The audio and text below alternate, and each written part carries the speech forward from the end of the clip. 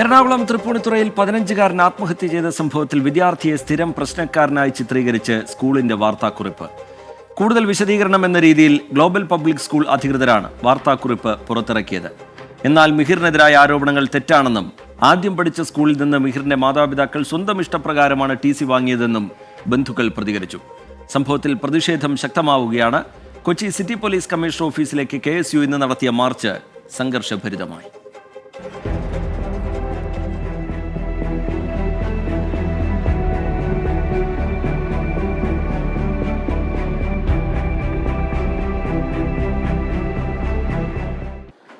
മനം നൊന്തുള്ള മിഹിറിന്റെ മരണത്തെ നിസ്സാരവൽക്കരിക്കുന്ന ഗ്ലോബൽ സ്കൂളിന്റെ റിപ്പോർട്ട്.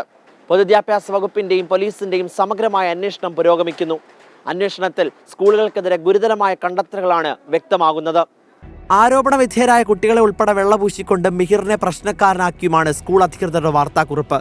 ആരോപണ വിധേയരായ കുട്ടികൾക്കെതിരെ തെളിവുകൾ ലഭിച്ചില്ലെന്നും അവർക്കെതിരെ നടപടി സ്വീകരിക്കാൻ സാധിക്കില്ല എന്നുമാണ് ഗ്ലോബൽ പബ്ലിക് സ്കൂളിന്റെ വിശദീകരണം. ആദ്യം പഠിച്ച സ്കൂളിൽ നിന്ന് മിഹിറിന് TC വാങ്ങിയത് സ്വന്തം ഇഷ്ടപ്രകാരമായിരുന്നുവെന്ന് ബന്ധുക്കൾ.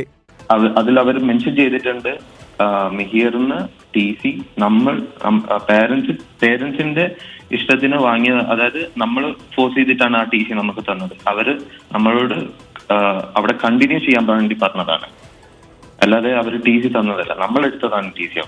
സെക്കൻഡ് ചാൻസ് കൊടുത്തതാണെന്ന് അതെന്താണെന്ന് നമുക്ക് മനസ്സിലായില്ല. എന്താണ് സെക്കൻഡ് ചാൻസ്? ആ സെക്കൻഡ് ചാൻസ് ലാസ്റ്റ് ചാൻസ് ആവുന്നു നമ്മൾ വിചാരിച്ചില്ല. വിഷയത്തിൽ പൊതുവിദ്യാഭ്യാസ മന്ത്രി സമഗ്രമായ റിപ്പോർട്ടാണ് ആവശ്യപ്പെട്ടിരിക്കുന്നത്. സ്കൂളുകളുടെ NOC രേഖകൾ ഇതുവരെ പൊതുവിദ്യാഭ്യാസ വകുപ്പിന് മുന്നിൽ ഹാജരാക്കിയിട്ടില്ല. പൊതുവിദ്യാഭ്യാസ ഡയറക്ടറുടെ റിപ്പോർട്ടിന്റെ അടിസ്ഥാനത്തിൽ തുടർ നടപടി ഉണ്ടാകുമെന്ന് മന്ത്രി V. ശിവൻകുട്ടി. ഏത് കോഴ്സ്, കേന്ദ്ര ഗവൺമെന്റ് നടത്തുന്ന കോഴ്സായിരുന്നാലും മറ്റ് ആര് നടത്തുന്ന കോഴ്സായിരുന്നാലും നിയമാനുസരണം വിദ്യാഭ്യാസ വകുപ്പിൽ നിന്ന് ഒരു NOC വാങ്ങിയിരിക്കണം. അപ്പോൾ ആദ്യം അന്വേഷണത്തിന് പോയ ഉദ്യോഗസ്ഥൻ ചോദിച്ചത് NOC-യാണ്. അവർക്ക് NOC ഇതുവരെയും ഹാജരാക്കാൻ വേണ്ടി പറ്റിയിട്ടില്ല. എന്തായാലും പ്രാഥമിക അന്വേഷണത്തിൽ NOC ഇല്ലാതെ പ്രവർത്തിക്കുന്ന സ്കൂളാണ്. അപ്പോൾ അതിന്റെ റിപ്പോർട്ട് കിട്ടിയ ശേഷം ബാക്കി കാര്യങ്ങൾ ആലോചിക്കും. സംഭവത്തിൽ പ്രതിഷേധവുമായി KSU രംഗത്തെത്തി. കൊച്ചി സിറ്റി പോലീസ് കമ്മീഷണർ ഓഫീസിലേക്ക് പ്രവർത്തകർ നടത്തിയ മാർച്ച് സംഘർഷത്തിൽ കലാശിച്ചു.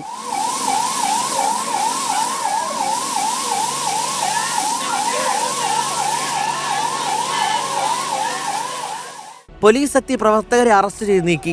സ്കൂളിൽ പഠിപ്പിക്കുന്ന അധ്യാപകരിൽ പലർക്കും അധ്യാപന യോഗ്യതകളില്ലെന്നും വിവരം പുറത്തുവരുന്നുണ്ട്.